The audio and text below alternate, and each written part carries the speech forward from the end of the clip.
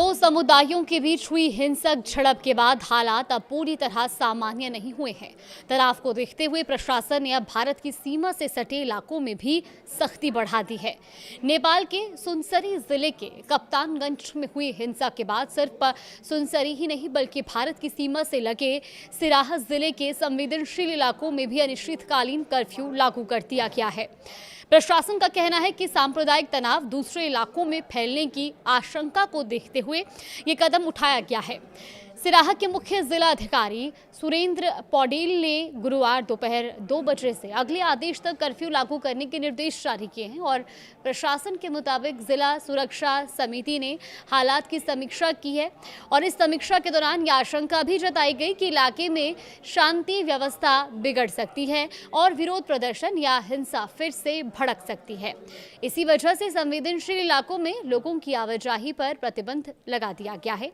Curfew का दायरा गोलबाजार नगरपालिका 3 के कसाहा खोला से लेकर चौहरवा चौक तक और फिर सैनिक चौक से रामप्रसाद तमांग जनता मल्टीपल कैंपस के आसपास के इलाकों तक रखा गया है।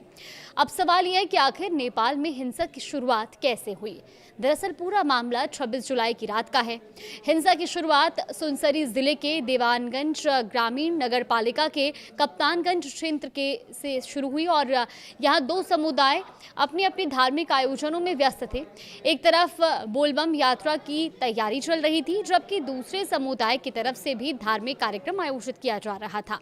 अब इसी दौरान लाउडस्पीकर पर तेज आवाज में बज रहे संगीत और धार्मिक झंडे लगाने को लेकर विवाद शुरू हो गया। शुरुआत में दोनों पक्षों के बीच कहासुनी हुई, लेकिन देखते ही देखते विवाद हिंसक झड़प में बदल गया। दोनों पक्षों के बीच पथराव और मारपीट शुरू हो गई। इसके बाद कई जगहों पर तोड़फोड़ और आगजनी की घटनाएं भी सामने आई।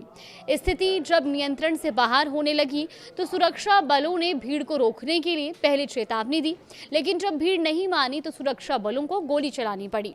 इस दौरान 24 साल के एक युवक की मौत हो गई तो वहीं कई लोग और कुछ सुरक्षाकर्मी भी घायल हो गए हैं। हिंसा के बाद प्रशासन ने हालात को नियंत्रित करने के लिए कई इलाकों में कर्फ्यू और प्रतिबंध लागू किया है। प्रशासन ने साफ कर दिया है कि कर्फ्यू का उल्लंघन करने वालों के खिलाफ सख्त कानूनी कार्रवाई की जाएगी।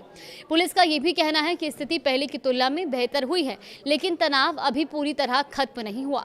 इसी वजह से सुनसरी जिले की कई नगर पालिकाओं और ग्रामीण इलाकों में कर्फ्यू अभी जारी है। इसके अलावा इतहरी उपमहानगर और रामधुनी नगर पालिका के कुछ हिस्सों में भी प्रतिबंध लागू है। यानी प्रशासन की कोशिश है कि किसी भी तरह की नई हिंसा या तनाव को फैलने से पहले ही रोका जा सके। इसी बीच नेपाल की सुरक्षा व्यवस्था को लेकर एक अहम बैठक भी हुई है। नेपाल के प्रधानमंत्री की अध्यक्षता में राष्ट्रीय सुरक्षा परिषद यानी कि एनएससी की बैठक हुई, जिसमें सुनसरी की हिंसा और देश की समग्र सुरक्षा स्थिति की समीक्षा की गई। बैठक में सामाजिक सद्भाव और राष्ट्रीय एकता बनाए रखने पर जोर दिया गया। साथ ही सभी सुरक्षा एजेंसियों और संबंधित संस्थाओं के बीच बेहतर समन्वय की जरूरत पर भी जोर दिया गया ताकि हालात को नियंत्रण में रखा जा सके और किसी भी संभावित तनाव को समय रहते रोका जा सके। फिलहाल प्रशासन की सबसे बड़ी चुनौती यही है कि सुनसरी में शुरू हुआ यह तनाव दूसरे संवेदनशील इलाकों तक ना पहुंचे। इसी आशंका को देखते हुए भारत की सीमा से सटे सिराहा जिले में भी अनिश्चितकालीन कर्फ्यू लागू किया गया है। हालांकि पुलिस के मुताबिक स्थिति में पहले के मुकाबले सुधार हुआ है, लेकिन तनाव अभी पूरी तरह से खत्म नहीं हुआ। ऐसे में प्रशासन की नजर संवेदनशील इलाकों पर बनी हुई है और लोगों से शांति व्यवस्था बनाए रखने की अपील भी की जा रही है।